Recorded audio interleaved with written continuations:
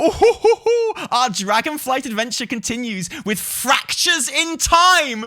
Remember everyone. Remember my prediction. Time travel dungeon. That's been my prediction for weeks and weeks and weeks now. Am I going to be very fucking smug? Am I going to be extremely smug about this, fam? You know me. I hate being smug, but I will be smug when I need to. Okay. In development. Fractures in time. While adventures breach Neltharian's secret laboratory in Aberrus, the Shadowed Crucible, the next content update is making its way onto the PTR, including a whole new specialization for Drakthir Evokers! And a new mega dungeon, Dawn of the Infinite. I'm 100% right about this dungeon, aren't I? I'm 100% right about this dungeon, aren't I? Everything I fucking said about this dungeon is going to be right, isn't it? New Evoker specialization, Augmentation. Emberthal and Abyssian are working together to release the Black Dragonflight essence that has been siphoned from the Drakthir during their long stasis, unlocking memories and powers forgotten to them. All Evokers can now choose to explore Azeroth as a new specialization. Augmentation. Let's open that article. We'll get to that. New Mega Dungeon. Dawn of the Infinite. The Infinite Dragonflight, long-standing enemies of the Bronze Dragonflight, have worked hard to see their ultimate goal of triggering. I'm 100% right about this dungeon. Triggering the transformation of Nozdormu, the aspect of time, into Murazond.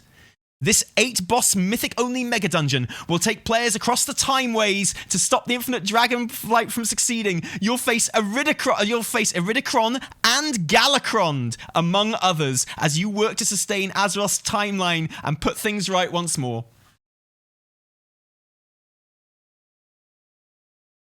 So Steve, are you saying that Taliesin was right all along? That's what I heard too. Taliesin was right. Are you saying that's canon? Well, Could you repeat that again? I don't think he heard it. Thanks, Steve. as much as it pains me to do something that makes you happy, Taliesin. Unravel time streams. Join together for time rifts. The time streams have become a bit more unstable with recent events, and as the boundaries between the timelines weaken, minions from other timelines have begun making their way into Azeroth. Players will join together to take on time rifts, push back against the waves of minions, and plug the holes to set the timeways straight again. Undertake new repeatable content in Aeon's Fringe as you work to settle the timeways and solve the problems brought about by their instability while reaping the rewards of a job well done. Cool. Whelp Daycare. The dragons have more eggs than they can handle, so they've called in the crew as Little Scales Daycare to help. The crew quickly finds itself overwhelmed and has asked for a little help from their friends, you. You'll guide 5 dragon whelps as they grow and learn about the dragonflights. That sounds brilliant. The Warlock class expands to new races. In the Fractures of Time content update, the Warlock class will become available to Night Elves, Draenei, Lightforged Draenei, Pandaren, Kultiran, Tauren, High Mountain Tauren, Magar, Orcs, and Zandalari Trolls. Warlocks will also be able to undertake a new quest line, starting with the quest Beginning Impositions, which will unlock a new Imp Pet customizations. Okay, I was expecting a Shadowflame thing, but why not? Class talent updates. More class balance and tuning is coming for mages, rogues, holy paladins, and more. The Fractions in Time content update will be making its way to the PTR soon. Keep an eye on the official forums. I was so fucking right. Well, let's have a look at the new thing. New Mega Dungeon. New Evoker Support Spec. New public event time rifts. Whelp Daycare questline and dailies. The Kalimdor Grand Prix. Wait. Do not be sleeping on this. Dragon riding event. Kalimdor Grand Prix. Don't fucking sleep on that shit, fam. Dragon riding in the old world? Oh, yeah. Don't fucking sleep on that one, mate. Is it a race around the length of Kalimdor? You could do it. You could do it. No. They're not unlocking dragon riding in the old world. No, they're not doing that. It'll be semi-instanced. And it'll be... Yeah, I don't think it'll be fully instanced in the same way that dragon races aren't instanced now. They take place in real time. Like, you can see people going about doing their business as you're speeding along. And I think it will kind of be like that, except, you'll only be able to ride your dragon if you are in the race, sort of thing. I don't think it'll be fully instanced. But anyway, that is not the headline. Are we going to read about the augmentation? I'm going to have a huge wank about this dungeon. I love being right. I love being right so much. Wait, I actually have to tweet this. I can't sit on this. I'm so sorry. I can't sit on this. Alexa, play clip. Taliesin was right.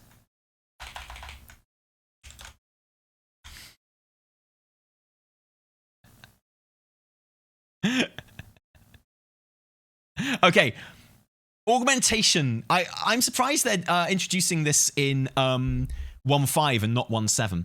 Emberthal and Abyssian are working together to release the black dragonflight essence that has been siphoned from the Drakthir during their long stasis. The result of their efforts will be felt by all Drakthir evokers as they gain access to a brand new specialization, Augmentation, available immediately with the release of the Fractures in Time update. Augmentation does not sound like a tank spec, guys. Sorry. Imbues allies with the might of the Black Dragons and bends time and fate in their favor with bronze magic. Preferred weapon, staff sword, dagger mace. Primary stat, intellect, of course. Augmentation is a new damage dealer role with a twist. They use the essence of the black and bronze dragonflights to amplify the abilities of nearby enemies. The playstyle for this new specialization involves empowering your allies with a variety of beneficial effects. Some can be cast directly on your allies, while others are tied to using your damage dealing abilities effectively. Augmentation evokers deliver their damage in a wholly unique way. They act as force multipliers, increasing their group's capabilities and damage output significantly. Allies, not enemies. You know what I'm saying. Augmentation evokers deliver their damage in a unique way. Augmentating allies. Certain augmentation abilities, see some examples below, buff either your whole party or specific members. Many of these have smart or proximity-based automatic targeting, enabling you to maintain focus on the battlefield and enemy selection. You will still be able to target specific members if you desire. However, there is plenty of freedom to bolster your allies as you see fit. Kind of like Disc, but with damage, yeah. Like the other Evoker specs, Augmentation makes use of familiar capabilities like spending essence, using your mobility to navigate the battlefield effectively, and making use of empowered spells. Okay. Cool. Upheaval. Yeah, it's Power Infusion the spec, fam. Black Dragonflight magic focuses on raw power increases and forceful outbursts of earthen might. Bronze Dragonflight magic is all about bending time, changing fate, and shifting time, blah, blah, blah, blah. Okay, Ebon Might. 30-second cooldown. Increase your 4 nearest allies' primary stat by a percentage of your own. Huh. In fairness, I'm really glad this is not like a healer support. I'm really glad this is not taking a healer spot. I'm really glad it's taking a DPS spot because fuck this shit. This is broken as fuck. This is either broken or useless. There is no in between. And cause your eruption to deal more damage for 10 seconds. Some of your other spells extend the duration of these effects. Eruption. 3 essence. Replaces disintegrate. Cause a violent eruption beneath an enemy's feet, dealing volcanic damage split between them and nearby enemies, increases the duration of your active Ebon Might effects. So you can keep 100% uptime on Ebon Might.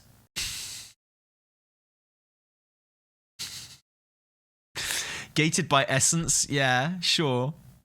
It's a spender, but you only need to cast it once every 10 seconds to keep 100% uptime on your Ebon Might. Do you manage to get a disintegrate out every 10 seconds? Okay, yeah. We don't know by how much. You're right. I take it back. It might only increase it by a couple of seconds. You're right.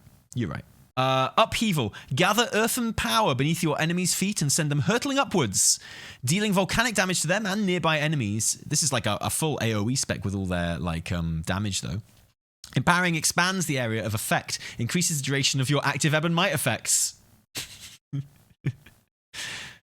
just going to check the last line of this ability. Oh, increases the duration of your Ebon Might effects.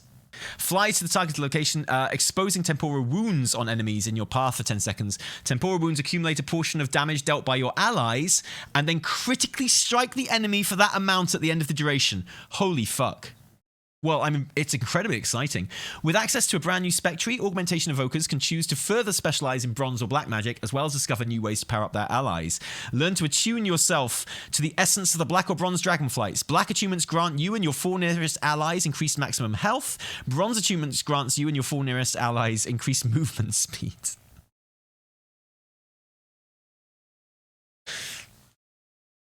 I'm not shitting on this. This sounds awesome, but it's so broken.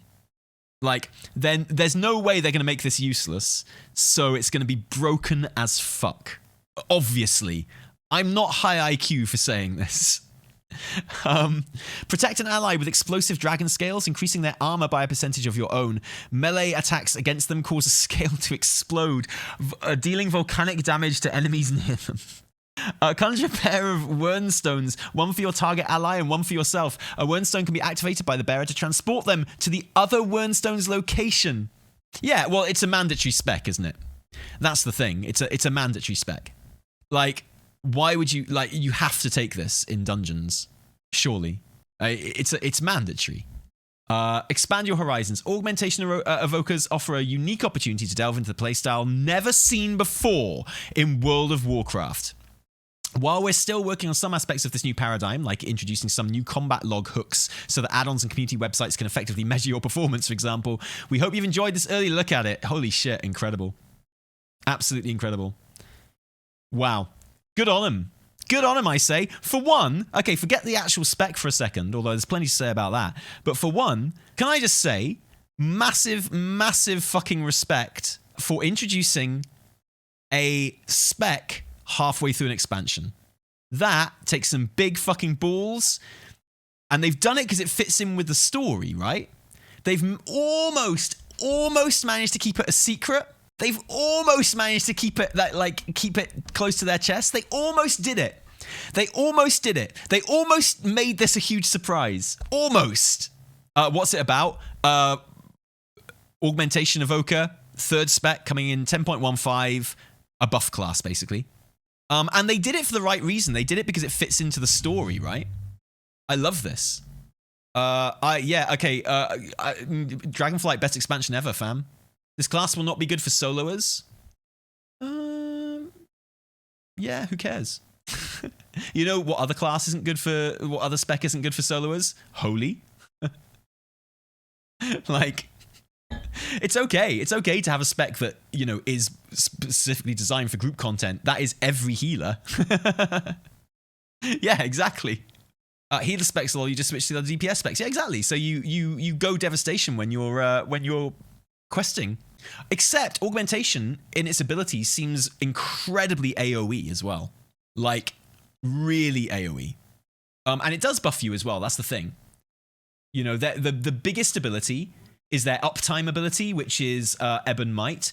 It increases your 4 nearest allies' primary stat by a percentage of your own. That definitely applies to you as well, for sure. Yeah, of course it will. Like, all of this shit. Boring to buff other people's damage while you do crap damage, lol, but sure, some people can enjoy that. Yeah, loads of people can enjoy that. And it depends on how meters decide to measure this shit, right? Because, you know, like, yeah, if you buff someone, like, and they do extra damage because of it, you know, they're doing the extra damage, but it's you doing the extra damage as well, really. Like, you have supplied that damage. So it just depends how the meters decide to measure it. My guess it's going to work similar to the Paladin's Blessing of Summer. Yeah, totally. We saw this coming with Shadowlands had loads of abilities like this, in fairness, across a couple of different specs. This might be a nice gateway drug to healing specs from people who usually DPS. It's a way out to support class. Yeah, totally. Well, this is very exciting. Like, it's more exciting because it's just been dropped in the middle of an expansion. I think that's brilliant. Like, so cool. Taliesin, do you realize that if we face a Ridicron, it means the Infinite is who he made a bargain with? Yeah, sounds like it. Curious if we're facing past a Ridicron or present a Ridicron. That's wild. Good shout. No, really interesting. I can't wait to get to the PTR next week and have a look at this. This is big news. Wow, what a great time to be a WoW person. What a great time to be playing WoW.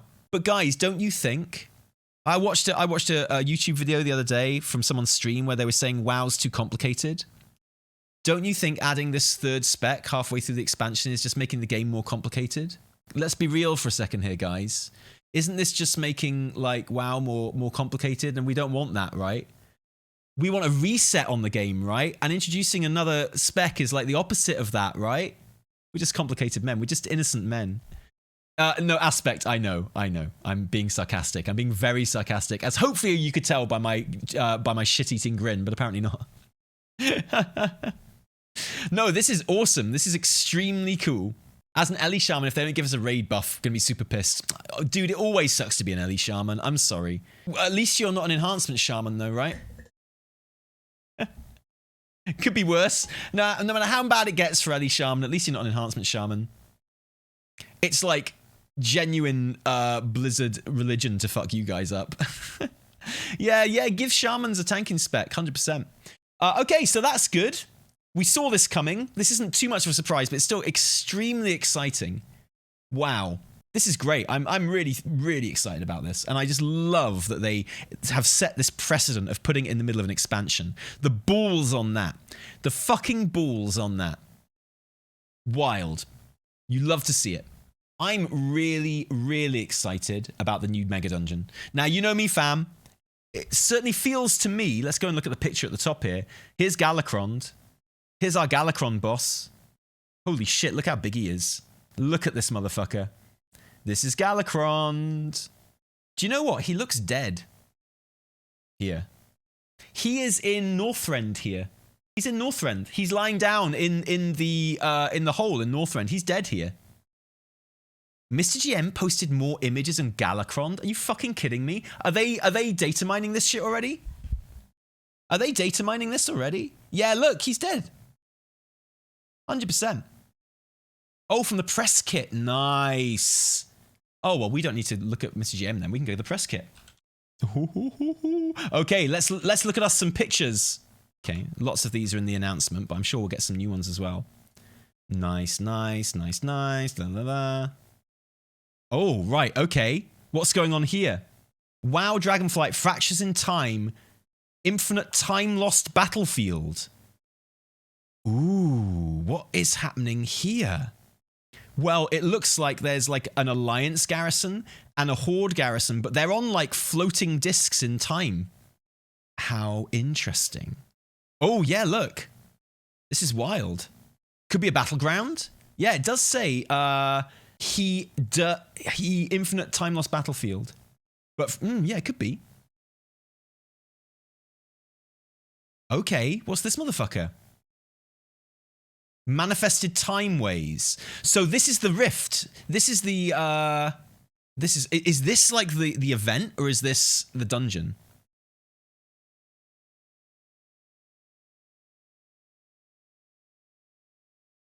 I'm a bit confused, but it looks cool though. Okay, this is the Time Ways. I bet you go through these portals to different parts of time. What was the event called again? One sec. Time Rifts was the event. So I think this might be the dungeon. So look, this looks like the kind of like the staging post for the dungeon, right? Where you go to different bits at different times. Yeah, 100%. So there's our Galakrond. He's dead there. Look, his tongue is sticking out from between his teeth in the internationally recognized symbol for this dragon is dead, which is interesting. And that's a Ridicron, isn't it? Oh, shit, sorry. Boo, one sec. Yeah, that's a Ridicron right there. Oh, and there is a Ridicron. And there's Chromie, or Evil Chromie. Well, it looks like I might have been wrong about there being a Legion element to this dungeon, for sure. There's Morchi. Is that going to be past a Ridicron, do you think? There's Morchi with her dirty green hair. You love to see it. Well, this is like, am I right in thinking this is the first Infinite Dragonflight visage we've seen? Have we ever seen an Infinite Dragonflight visage before? Oh, in the revamped Ulderman. Yes, you're right. You're right. Yeah, the Night Elf. I literally just killed him just now. Or didn't kill him. She's wild. Whelp Daycare. This sounds fun. This sounds like a fun little event. I'm glad they're doing something with the Whelp Daycare. That's legit. Okay, hello, Morchi. Oh, wait. Keep a tier. Infinite Time Boss. Ha. Interesting. Hey, bro, I've got that hammer too. And there's our Morchi. Oh, I love her. I love her. Look how brilliant she is. Look how fucking emo she is. Look how emo she is.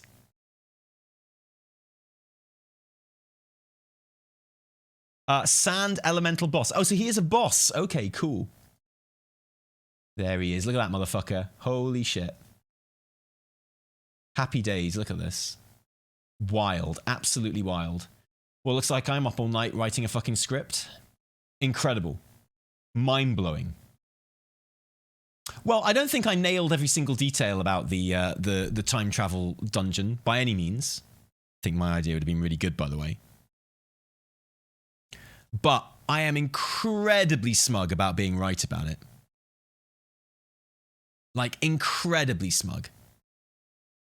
No pictures of the new imp form, unfortunately, for Warlocks, although that would be really cool. PTR today? Really? Oh no, wow. Seriously? Wow. Okay, not yet, but soon, TM. No sleep tonight, wow.